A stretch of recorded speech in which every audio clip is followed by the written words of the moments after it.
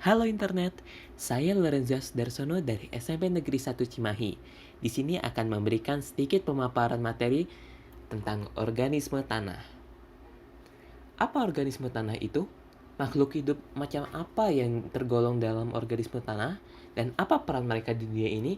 Akan saya bahas singkat, padat, dan semoga jelas untuk Anda semua. Ayo kita mulai video kali ini. Apa itu organisme tanah? Organisme tanah yang terpikir pastinya segala sesuatu yang hidup di dalam tanah, seperti cacing. Ya, organisme tanah atau biota tanah secara umum adalah makhluk hidup yang seluruh atau sebagian fase hidupnya tinggal di sistem tanah. Organisme tanah banyak terdapat, kurang lebih 10 cm dari atas permukaan tanah ke dalam tanah. Siapa saja organisme tanah ini? Yang termasuk dalam organisme tanah ini dari hewan seperti cacing, kaki seribu, semut, tikus tanah, dan kerabat-kerabatnya yang merupakan mamalia pegali tanah, dan ular tanah. Kemudian dari jamur adalah mikorizа. Bagi yang belum tahu, mikorizа ini adalah jamur yang bersimbiosis dengan akar tumbuhan yang meningkatkan kemampuan akar dari tumbuhan itu untuk mengikat fosfat. Kemudian dari bakteri, salah satunya adalah bakteri Nitrosomonas yang berperan penting dalam nitrifikasi. Apa saja yang dilakukan oleh organisme tanah ini? Yang pertama adalah mereka berperan sebagai dekomposer. Bisa dilihat adalah gambar, di sini ada gambar tanah humus. Tanah humus ini adalah tanah yang sangat subur, yang sangat baik untuk pertumbuhan-tumbuhan. Tanah humus ini terbentuk dari bangkai tumbuhan atau hewan yang diurai oleh bakteri, jamur, ataupun hewan. Kemudian peran mereka yang kedua, reaksi kimia dalam tanah. Reaksi kimia ini dilakukan oleh bakteri dan jamur. Dan dari bakteri adalah nitrobakter.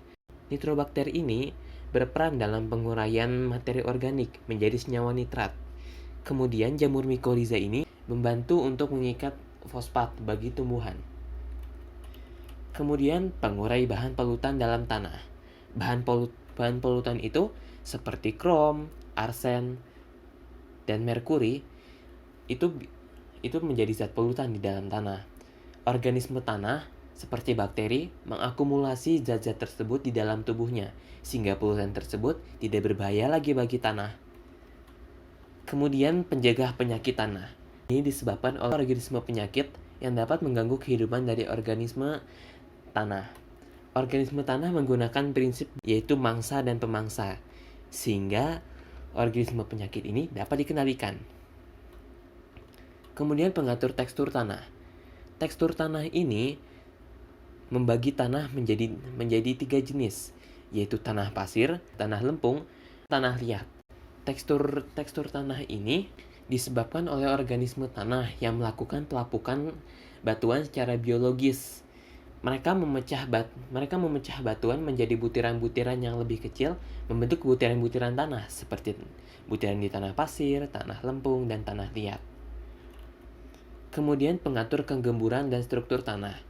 Kalau yang orang tuanya pekebun atau emang Anda pekebun, Anda pasti suka memasukkan cacing ke dalam pot tanaman Anda. Karena Anda tahu kalau cacing dapat membuat subur tumbuhan Anda. Apa yang sebenarnya cacing lakukan di dalam tanah? Cacing itu bergerak di dalam tanah hingga membuat rongga-rongga. Rongga-rongga ini membuat tanah semakin gembur dan tidak terlalu padat. Hal ini sangat menguntungkan bagi tumbuhan karena aerasi akan semakin baik. Air mudah masuk ke dalam tanah dan akar tumbuhan mudah untuk tumbuh. Terima kasih telah menonton video ini.